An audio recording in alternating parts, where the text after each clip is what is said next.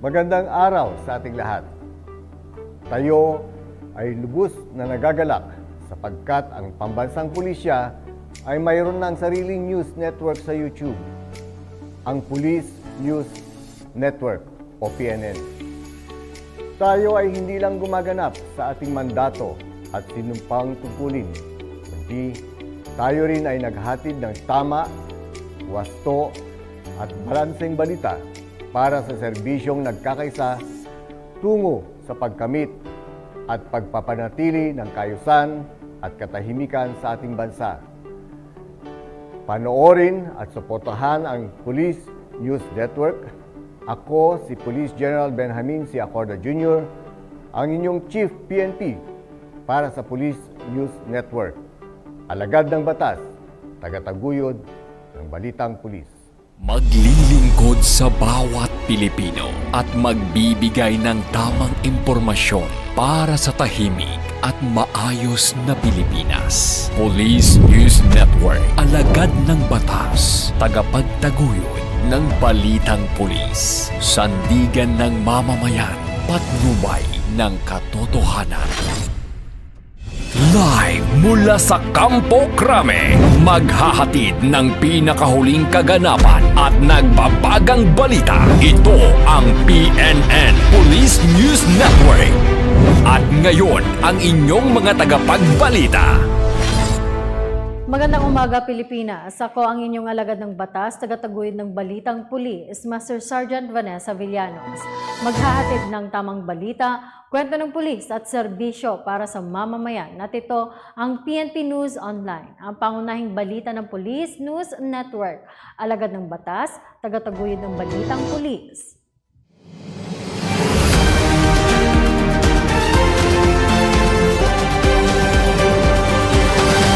Narito ang mga balitang dapat niyong abangan. Mahigit 500 biktima ng prostitution na rescue. Entrapment operation ikinasa ng PNP Anti-Cybercrime Group. At simultaneous bus inspection at voluntary drug testing isinagawa ng Highway Patrol Group sa Region 4A.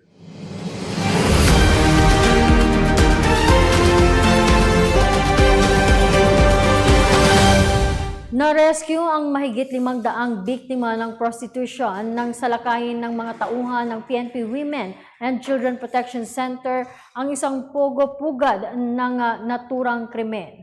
Alamin natin yan sa report ni Patrolwoman Sana Rose Luna.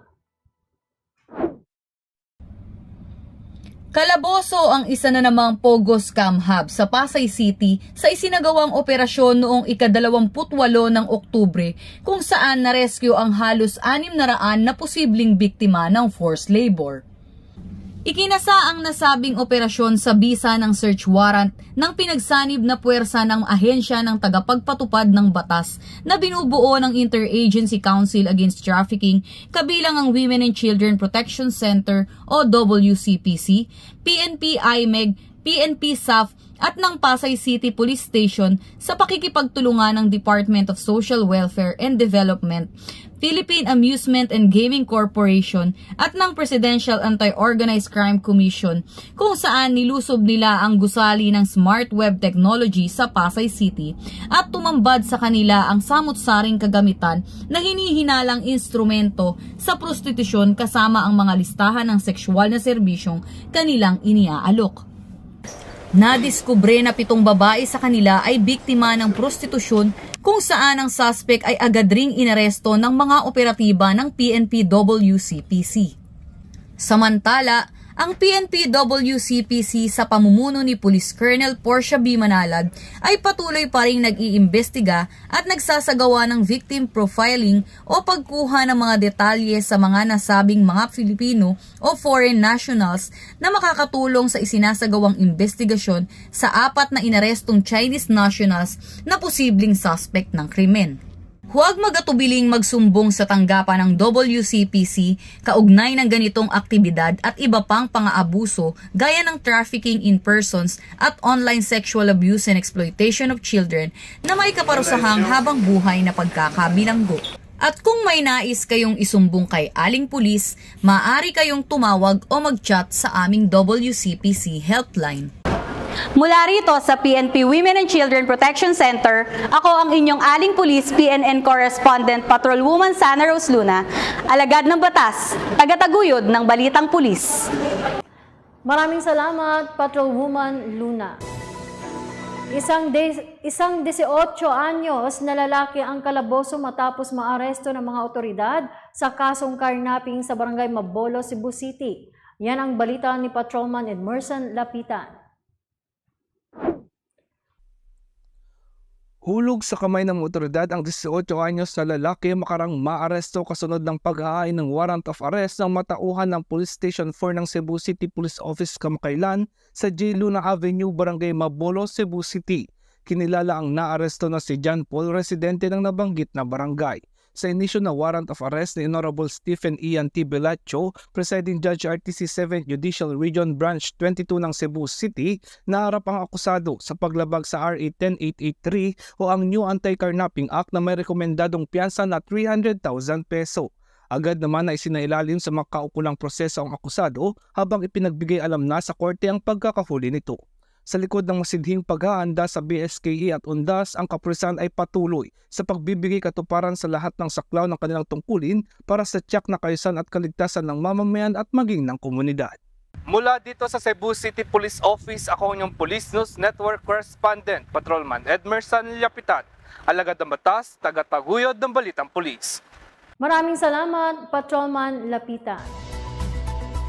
Police Brigadier Gerald Lucas, pinangunahan ng pagbisita at pag-inspeksyon sa mga iba't ibang polling precincts at police station ng Calabarzon. Ang buong detalye ibabahagi ni Patrolman Luvimir Julian. Pinangunahan ni Police Brigadier General Paul Kenneth Lucas, Acting Regional Director Pro Calabarzon, ang pagbisita at pag-inspeksyon ng mga iba't ibang polling precinct at police stations ng Calabarzon kaugnay sa Barangay at Sangguniang Kabataan Election 2023. Kinausap ni Police Brigadier General Lucas ang mga kapulisan katalaga sa iba't ibang polling precinct para paalahanin ang kaligtasan at seguridad sa pagganap ng tungkulin at sundin ng mga umiiral na patakaran at alintuntunin sa pagsagawa ng mga aksyon tungkol sa mga insidente na may kinalaman sa halalan. Dagdag pa dito, sinayasat din ni Police Brigadier General Lucas ang mga kakayahan at kagamitan ng lahat ng kapulisan na nakatalaga sa mga polling precinct, partikular sa tamang bihis. Samantala, nagsagawa din ng mga miyembro ng command group at regional staff ng pagbisita at pag-inspeksyon sa iba't ibang police stations, PNP, AFP, COMELEC checkpoints, police assistance desk, at iba't ibang deployment area at pamimigay ng flyers upang matiyak ang kahandaan at kakayahan ng mga tropa na tumugon sa anumang problema. Mula dito sa Calabarzon, ako po ang inyong Police News Network Correspondent, Patrolman Luvimir Julian, alagad ng batas, tagataguyod ng Balitang Pulis. Maraming salamat, Patrolman Julian. Isang lalaki ang patay matapos magkaroon ng engkwentro sa pagitan ng mga otoridad sa Lamitan City, Basilan, kung saan na-recover sa kanya ang illegal na armas. Yan ang report ni Patrolman Bruce Jan. Isang insidente ng pamamaril ang nagresulta sa pagkamatay ng sospek sa Barangay Luksumbang, Lamitan City, Basilan. Sa operasyon, kung saan nagbigay ng seguridad sa lugar ang 53rd Special Action Company, 5th Special Action Battalion, habang pinoproseso ng Lamitan City Police Station ang pinangyarihan ng krimen. Lumabas sa investigasyon na pasado alas 2 ng hapon noong Oktubre 30 taong kasalukuyan nang biglang nag-amok ang sospek habang naka-duty sa nasabing barangay at pinagbababaril ang isang barangay kagawad na nagresulta sa agarang pagkamatay nito at pagkasugat ng barangay kapitan na nagawang gumante at barilin ang sospek. Na-recover sa pinangyarihan ng krimen ng isang unit ng Elisco M16 rifle, 6 na magazine para sa caliber 5.56 mm, 170 bala ng caliber 5.56 mm, isang cellular phone at 3 identification card ng sospek. Inihatid ang bangkay ng biktima sa kanyang tirahan sa Barangay Luksumbang habang isinasailalim sa post-mortem examination ng sospek sa Lamitan District Hospital bago dinala sa Villa La Isabela Funeral Homes sa Lamitan City. Dagdag pa, kinuha ng Lamitan CPS ang kustodiya ng mga na-recover na bagay para sa investigasyon, dokumentasyon at tamang disposisyon. Ang PNP staff at iba pang puwersa ng gobyerno ay nananatiling nakatuon sa pagpapanatili ng kapayapaan at kaayusan sa komunidad at patuloy na magsisikap na walang pagod upang matiyak ang kaligtasan at seguridad ng mga mamamayan sa Lamitan City. At mula sa tahanan ninyong tagaligtas na inyong maasahan na namang oras, ako ang inyong PNN correspondent, Patrolman Bruce Jandakil, alagad ng batas, tagataguyod ng Balitang Pulis. Maraming salamat, Patrolman Bruce Jan. Arestado ang isang drug personality nang magsagawa ng buy-bus operation ng PNP sa Santiago, Isabela. Ang ulat mula kay Patrolman Jerome Edraira. Arestado ang isang drug personality na street-level individual sa isinagawang buy-bus operation sa Balintocatok, Santiago City noong ika-28 ng Oktubre taong kasalukuyan. Nadakip ang sospek sa pamamagitan ng naturang operasyon na isinagawa ng mga miyembro ng kapulisan mula sa Police Station 4, Santiago Drug Enforcement Unit, katuwang ang City Intelligence Unit ng Santiago City Police Office at koordinasyon sa PIDEA Regional Office 2. Mahigit kumulang 3.3 gramo ng shabu na nagkakahalaga ng 22,440 pesos ang nakumpiska mula sa naturang sospek na nagngangalang alias Omeng. Ang naturang sospek ay nasa kustodiya na ng Police Station 4, Santiago at nahaharap sa kasong paglabag sa Republic Act 9165 o Comprehensive Dangerous Act ng 2002. Mula rito sa Lambak ng Cagayan, ako ang inyong PNN correspondent, Patrolman Edraira, alagad ng batas, tagataguyod ng Balitang Pulis. Nagkasa naman ang entrapment operation ng mga tauhan ng PNP Anti-Cybercrime Group upang hulihin ang isang lalaking patuloy na pinagbabantaan ang dating kasintahan. Narito ang pagtutok ni Patrolwoman Mary Grace Artizuela.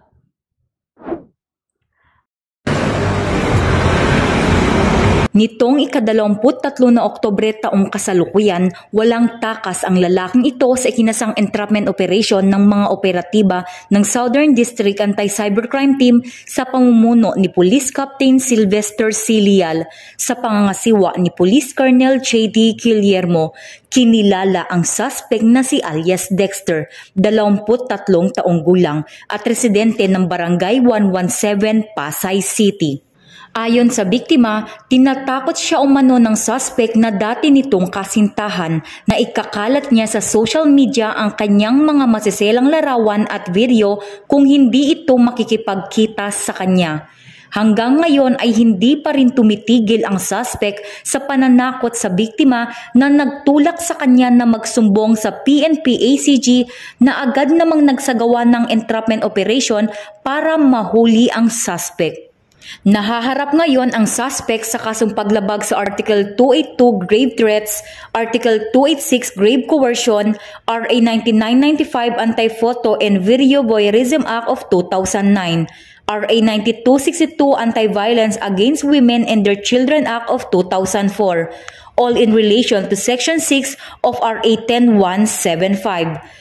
Kasalukuyang nasa Southern District Anti-Cybercrime Team ang suspect para sa kaukulang dokumentasyon at tamang disposisyon. Mula dito sa Campo Crame, ako ang inyong PNN correspondent, Patrolwoman Mary Grace Artizuela, alagad ng batas, tagataguyod ng Balitang Pulis. Simultaneous bus inspection at voluntary drug testing sa mga driver at traffic enforcers ang ikinasa ng Highway Patrol Group sa Region 4A. Yan ang ibabahagi ni Patrolman Mark Roland Feliciano.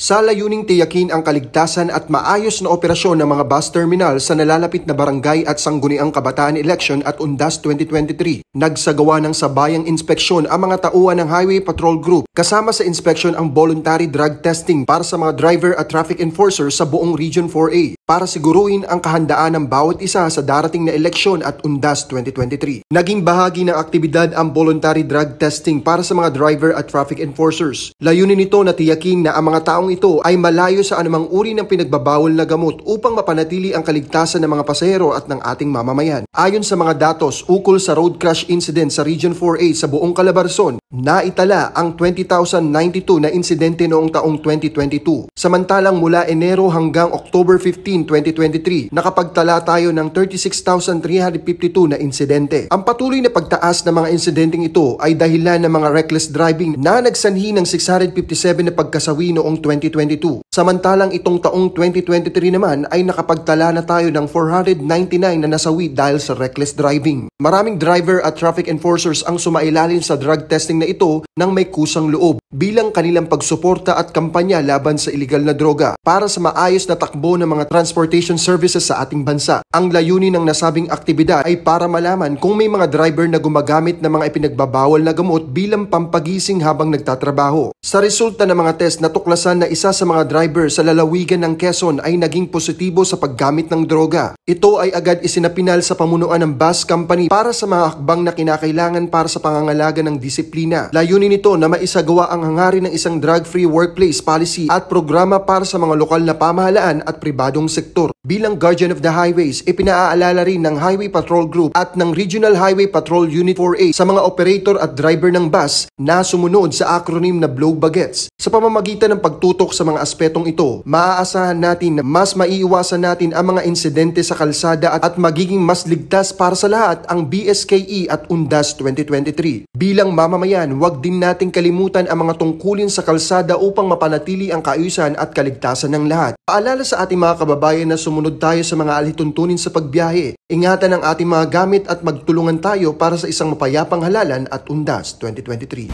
At sa iba pang balitang serbisyong HPG, tumutok lamang sa aming YouTube channel na Police News Network. Mula sa tanggapan ng Kagampinyo sa Kalsada, ako po ang inyong PNN correspondent, Patrolman Mark Roland Feliciano para sa Police News Network. Alagad ng batas, tagataguyod ng balitang pulis. Maraming salamat, Patrolman Feliciano. Arestado ang isang lalaki sa isinagawang buy-bus operation ng PNP sa Barangay Dalama, Payao, Zamboanga, Sibugay. Nakasubaybay dyan si Patrolman John Ronald Tomono. Arestado ang isang lalaki sa isinagawang buy-bus operation ng Zamboanga PNP. Kinilala ni Police Lieutenant Colonel Jason M. Apana, Officer in Charge Regional Drugs Enforcement Unit 9, ang narestong suspect na si Diomedes Carpio Reyes, 33 taong gulang, may asawa, isang high-value individual at residente ng Purok 2, Barangay Dalama, Payao, Zamboanga, Sibugay. Ayon kay Police Lieutenant Colonel Apana, bandang alas 4:40 ng madaling araw nang maaresto ang suspect sa Barangay Dalama, Payao, Zamboanga, Sibugay. Sa pinagsanib na pwersa ng mga operatiba ng Regional Drugs Enforcement Unit 9 at ng Payao Municipal Police Station, nakumpiska sa suspect ang 5 pirasong transparent sachet na pawang naglalaman ng hininalang shabu na tumitimbang ng 2 gramo at peking pera na ginamit bilang buy-bus budol money at isang kalibre 38 na revolver at 5 bala. Maharap ang suspect sa patong-patong na kasong Comprehensive Dangerous Drugs Act of 2002 at illegal possession of firearm and ammunition. Ang pambansang pulisya ay patuloy sa mandato na ipatupad ang batas at siguraduhin ang kaligtasan ng bawat mamamayan. Mula dito sa Zamboanga Peninsula, ako po ang inyong PNN correspondent, Patrolman John Ronald Tumonong, alagad ng batas, tagataguyod ng balitang pulis. Maraming salamat, Patrolman Tumonong. Nagsagawa ng Community Outreach Program ang mga personahe ng First Provincial Mobile Force Company ng Iloilo PNP. Alaman ng report ni Julius Sam Akad.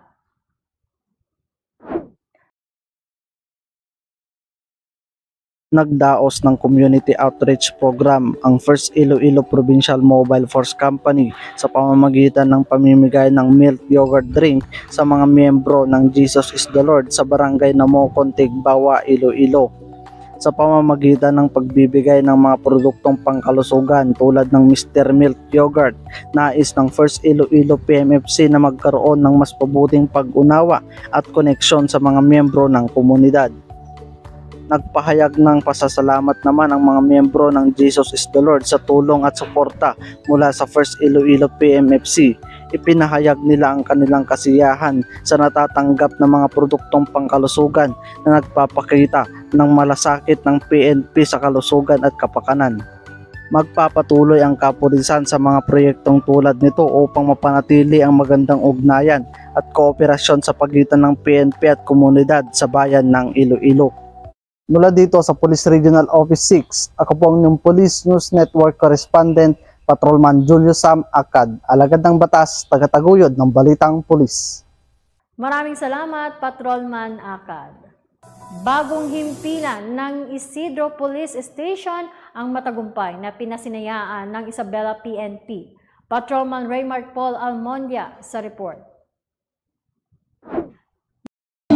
Police Colonel Julio Carbo.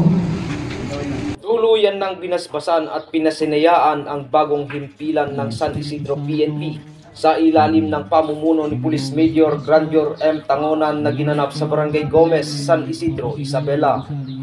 Pinangunahan ang aktibidad ni Regional Director of Police Brigadier General Christopher C. Birong at Vice Mayor Leonardo A. Tumamaw kung saan binasbasan ang 3-story standard type BC Municipal Police Station building. Ang naturang himpilan ay pinondohan ng PNP sa ilalim ng General Appropriations Act o GAA ng taong 2022 na nagkakahalaga ng 6,327,037.25. Inumpisahan ang paggawa noong February 8, 2022 at nagtapos ngayong buwan ng Oktubre taong kasalukuyan. Sa pahayag ni Regional Director Birong ay pinasalamatan niya ang lahat ng naging instrumento sa pagkakaroon ng mas maganda at mas maayos na himpilan ng San Isidro. Dumalo din sa aktibidad si Police Colonel Julio Reyes Go, Provincial Director at iba pang kawani ng LGU San Isidro. Dagdag pa ni Regional Director Birong na ang proyektong ito ay isang testamento at nagpapatunay na walang imposible kapag nagkaisa. Ito ay inspirasyon ng San Isidro PNP na lalo pang maging masipag at epektibo ang kanilang pagtupad sa tungkulin bilang alagad ng batas. Kaya naman, payo niya na ituring itong pangalawang tahanan at panatilihin ang kalinisan. Hinimok niya din ang mga kawani ng San Isidro LGU at iba pang sektor ng lipunan na makiisa sa pagpapanatili ng kapayapaan sa bansa. Mula dito sa Lambak ng Cagayan, ako ang inyong Police News Network Correspondent, Patrolman Raymart Paul Almondia, alagad ng batas, tagataguyod ng balitang pulis. Maraming salamat, Patrolman Almondia. Walang kawala ang isang lalaki ng madakip sa ikinasang manhunt operation ng 2nd Provincial Mobile Force Company ng Tarlac PNP sa Barangay Lubigan, San Jose, Tarlac. Nakatutok dyan si Patrolman Lawrence Ilagan.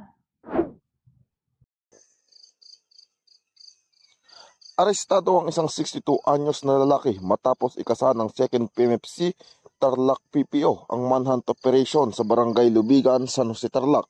Ayon kay Police Lieutenant Colonel Ford B. Sudaypan, Force Commander, matagumpay na nahuli ang akusado sa tulong ng mga operatiba ng San Jose Municipal Police Station.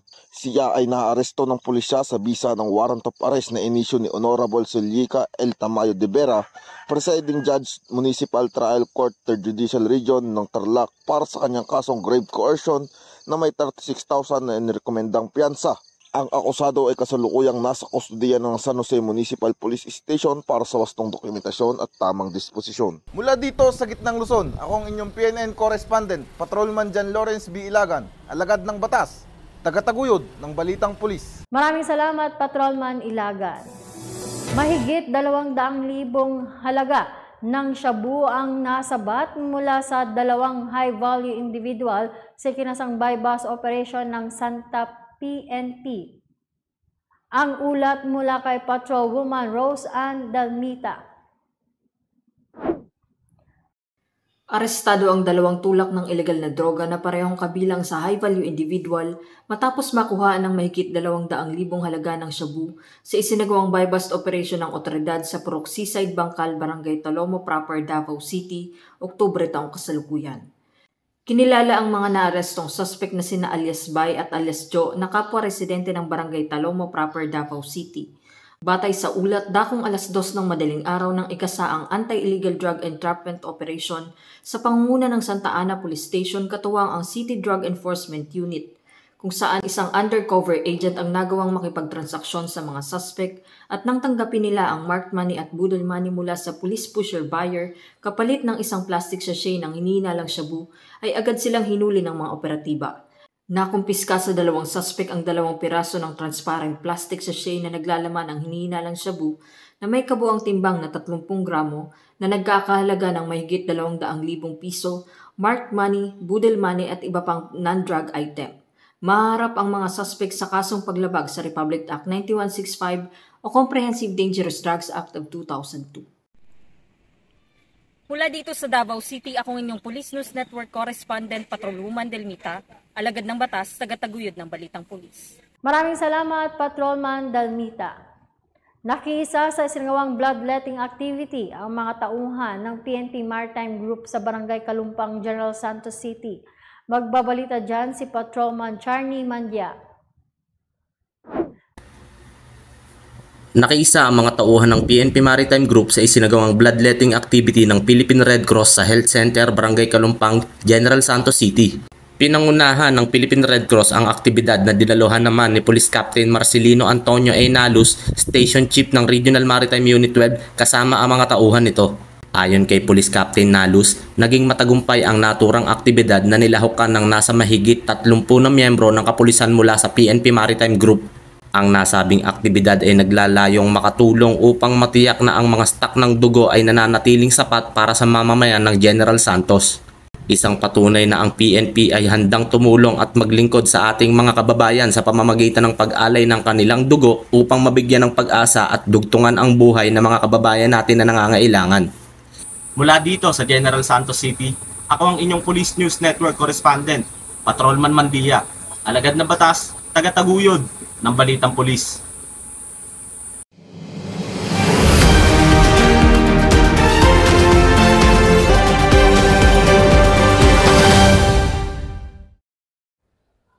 Bilang bahagi ng programa ng DILG Secretary na si Attorney Benjamin Benhar Abalos Jr., ang Buhay Ingatan, Drogay Ayawan o ang BIDA program ay naglunsad ang 7th Mobile Force Company na pinangangasiwaan ni Police Captain Julmosa Esaat ng SIPA kontra droga Taekwondo program para sa mga estudyante ng Taguig National High School. Ang aktibidad ay pinangunahan ni Police Lieutenant Orlan G. Capili Jr. Sa kanyang mensahe, binigyang diin niya ang kahalagahan ng pakikilahok ng mga kabataan sa ganitong larangan sapagkat iniiwas nito ang mga ito sa paglulong sa mga bisyo na gaya na lamang ng paggamit ng illegal na droga. Ito ay alinsunod sa direktiba ng Force Commander na si Police Colonel Mario Pimalana na ang hangad ay ang hubugin ang mga kabataan upang maging responsableng mamamayan ng bansa na malayo sa droga, kriminalidad at iba pang illegal na gawain.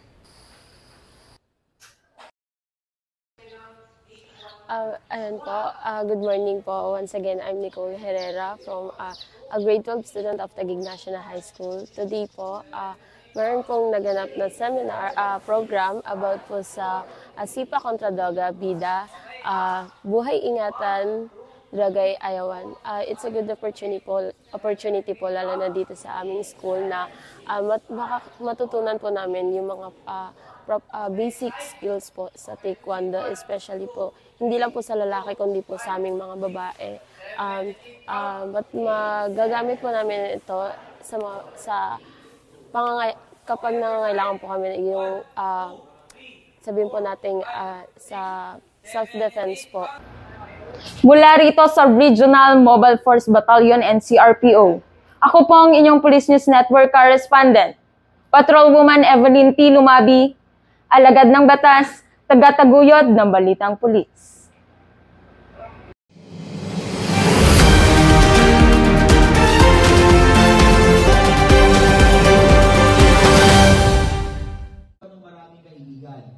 Ang Project Ready o ang Resistance Education Against Drugs for Youth ay isang advokasya kung saan binibigyang kamalayan ang mga kabataan sa posibleng epekto ng paggamit ng illegal na droga.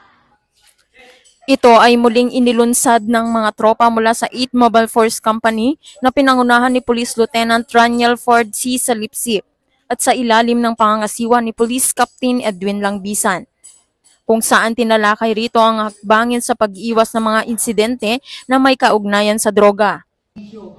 Ito ay nilahukan ng 244 na estudyante ng Eusebio C. Santos Elementary School, San Miguel, Taguig City.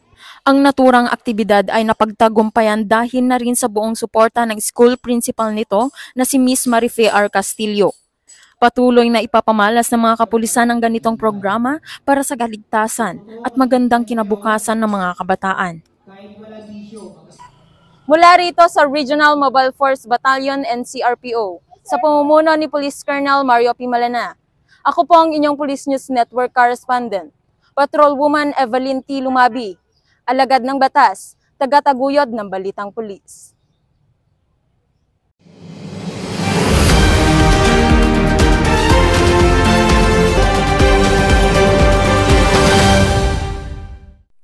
Himas rehas ngayon ang isang individual matapos madakip sa Maysilo Circle, Barangay Plainview, Mandaluyong City ng mga operatiba ng Warrant and Subpoena Section ng Mandaluyong City Police Station. Kasama nila sa operasyon ang 2nd Mobile Force Company Forward Base ng RMFB and CRPO. Ang suspect ay nakilala bilang si alias Cristina, 26 anyos, nagtatrabaho bilang isang cashier at residente ng Welfare Compound, Barangay Addition Hills sa nasabing syudad. Ayon sa nakasaad sa warrant of arrest na inilabas ni Honorable Eduardo Cruz Solangon Jr., presiding judge ng Metropolitan Trial Court Branch 98, Mandaluyong City. Siya ay nadakip sa kasong paglabag ng violation of City or Municipal Ordinance No. 730 S-2019 o ang anti-smoking, docketed under criminal case number M-MND-23-02874-CR na may piyansang 3,000 pesos. Ang akusado ay kasalukuyang nakapihit na sa Mandaluyong City Police Station Custodial Facility. Mula sa tanggapan ng RMFB and CRPO, ako po ang inyong Police News Network Correspondent, Patrolwoman Arzan Joy Walong, alagad ng batas, tagataguyod ng Balitang Pulis.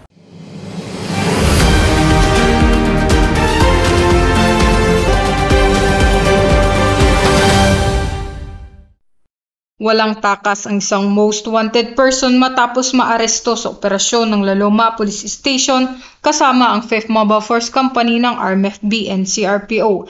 Nito lamang ika-16 ng Oktubre sa ganap na oras ng alas 9 ng umaga ng nasabing araw sa kabaan ng Don Manuel Street, Barangay Balingasa, Quezon City, na nagresulta sa pagkakaaresta ng suspect. Ang akusado ay nagngangalang si alias Joseph, 32 anyos, walang trabaho at kasalukuyang residente rin ng lugar kung saan naganap ang pagkakaaresto nito.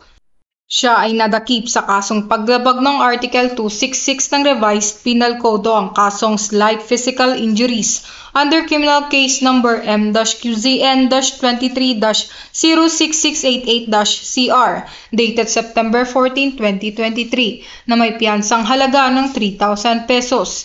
Ang naarestong individual ay pansamantalang dinala sa pihitan ng Laloma Police Station habang hinihintay ang pagbabalik ng warrant of arrest ng nasabing korte.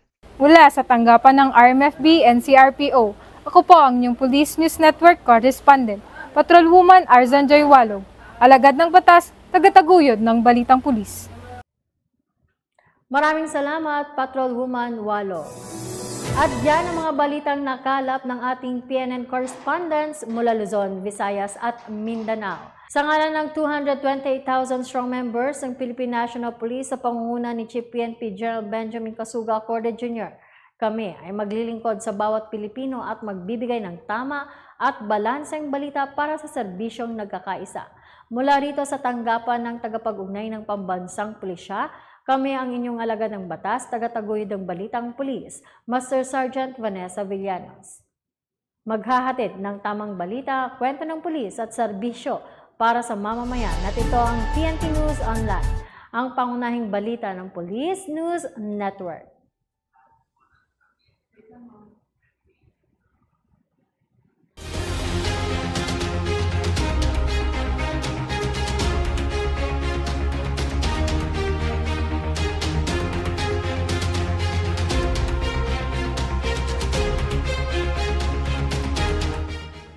Police News Network, alagad ng batas, tagapagtaguyod ng Balitang Pulis.